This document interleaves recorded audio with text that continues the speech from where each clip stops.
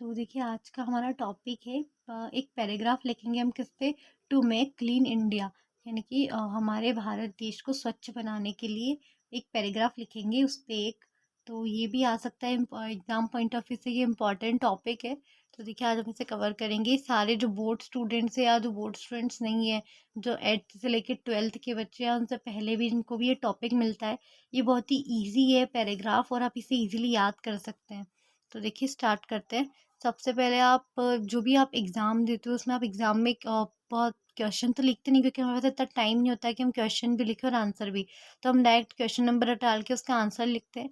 तो आप ऐसा कर सकते हैं क्वेश्चन नंबर डाल के, बट पैराग्राफ वगैरह रहता है तो मैं आपको उसमें यही सजेस्ट करूँगी, अगर आपको आर्टिकल या पैराग्राफ लिखने को आता है तो उसमें सबसे पहले आप जिस भी टॉपिक पे लिख रहे हो वो टॉपिक की पहले हेडिंग डाल दीजिएगा ऊपर, उसके बाद स्टार्ट कीजिएगा। ओके। तो हमने यहाँ पे डाल दिया, हमने यहाँ पे हमारी हेडिंग क्या है, टू मेक क्लीन इंडिया, यानी कि भारत देश को स्वच्छ बनाने के लिए हम ये लिख रहे हैं। तो देखिए सबसे पहले हम स्टार्ट करते हैं। हमारा क्या है, cleanliness is godliness, said Mahatma Gandhi. ये लाइन महात्मा गांधी ने कही थी कि क्लीनलीनेस जो है वही गॉडलीनेस है।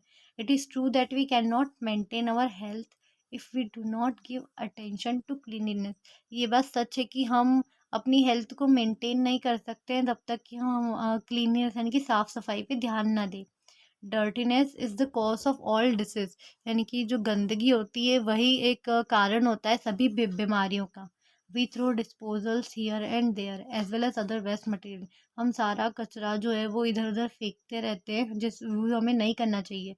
It should be put into a dustbin. हमें उन सारा जो भी कचरा होता है हमें उसे सिर्फ डस्टबिन में ही डालना चाहिए। उसके बाद बोला है cleanliness is a good habit, यानी कि क्लीनलीनेस यानी कि साफ़ सफाई जो होती है वो एक गुड हैबिट होती है। It also makes our surrounding beautiful, मतलब ये हमारे आसपास की जगहों को, अगर हम कचरा नहीं फैलाएंगे उसे डस्टबिन में डालेंगे तो वो हमारे आसपास की जगहों को भी खूबसूरत बनाती है। तो cleanliness is a good habit होती है। This habit is to be cultivated by all, और ये हैबिट सब में होनी चाहिए, चाहे वो बड़े हों बूढ़े हों या कोई भी सिटीजन हो, वो बच्चा ही क्यों ना हो वो बूढ़ा ही क्यों ना हो, पर सब में ये हैबिट होनी ही चाहिए। On 2nd October 2014, our Prime Minister declared it a national mission, यानी कि 2nd October 2014 को हमारे प्राइम मिनिस्टर जो थे उन्होंने ये डिक्लेयर किया था is as a national mission. और आप देख सकते हैं 2014 से लेके 2025 आ गया है, और अब तक जो भी हमारे मतलब जो भी साफ सफाई पहले से अब स्थिति बहुत अच्छी हो गई है। हमारा देश एक बहुत काफ़ी हद तक साफ़ सुथरा रहने लग गया है, सब कचरा डस्टबिन में ही डालते हैं। आई होप कि आप भी कचरा डस्टबिन में ही डालते होंगे, because it's a good habit. वो उससे हमारी हेल्थ अच्छी होती है।